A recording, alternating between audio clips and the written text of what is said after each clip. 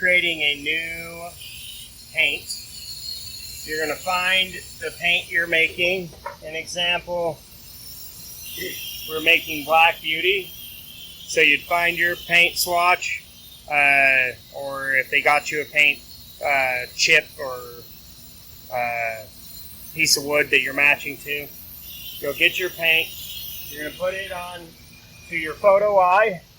You want to make sure that the photo eye is reading just the card. You don't want it accidentally reading like the number. As you can see, like the number sticking through here. We don't want it scanning that number, so you want to make sure that it's just all card. Then you want to close that up. Once you have that into position, you're going to hit your spectral client here. Okay? You're going to come down. We use ChemLife Plus 20 sheen. So if you can see the TC20 is that this is the sheen category. So you're going to select your 20 sheen. You're going to hit your enter here. Okay, as you can see this, we don't need to change anything. We're just going for our return calculated formulas. They're not the translucent color, so you just leave that alone. Hit enter.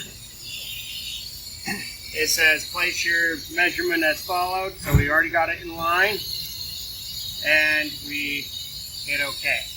It's going to scan this.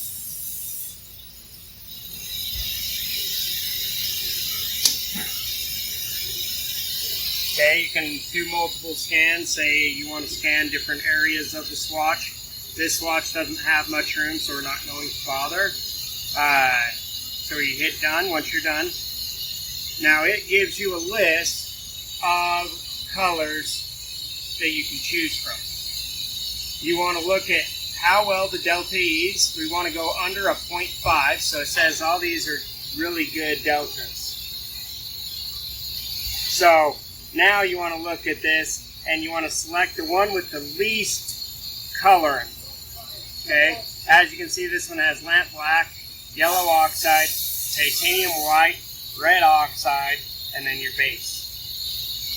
So right now the one that's the least coloring is this burnt umber with lamp black and titanium white. So we could select that one. We could also select this top one.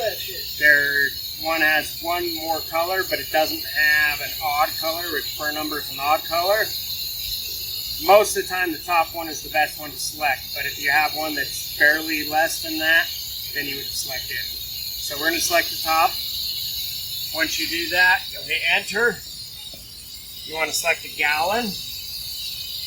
The reason is that's the minimum amount we're going to be making. So you go a gallon and hit enter. Now this is going to be a non-standard paint, so we put it under a non-standard category. Hit enter again.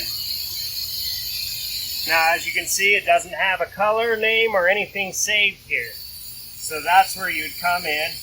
You would hit your save color. You would type in the color name. So Black Beauty. You would type in the color number under the color number. So you'd type in color name here. So Black Beauty. Okay. Typically you want to capitalize it. If it's a different color, or sorry, actually this would be under color description. The job name, let's say if you were making it for a specific job, this is where you would put a specific job name. Since it's a non-standard, we just do non-standard. That's where this showed up on the label. It shows up right here, non-standard. Then you would put your color number, which the color number is this 2128-10. Okay, it's a Benjamin Moore color, so you always want to mark Benjamin Moore. I'll put it in parentheses. And then the number. Typically, put your Benjamin Moore in a parentheses That way it's easily identified between Benjamin Moore, Sherwin-Williams, etc. Then you'll hit Save Color, which we're not going to do because we already have it saved.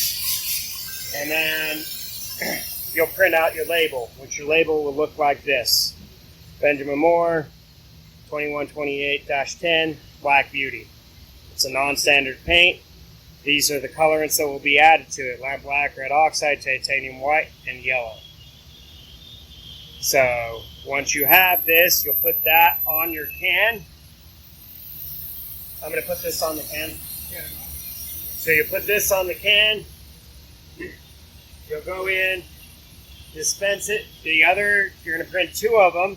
You're going to take this one and you're going to put it on the back end of a swash card. So we'll put it on the back end. That way, when you spray this, it identifies what the paint was sprayed that was on it. So leave that here until it's ready to be sprayed.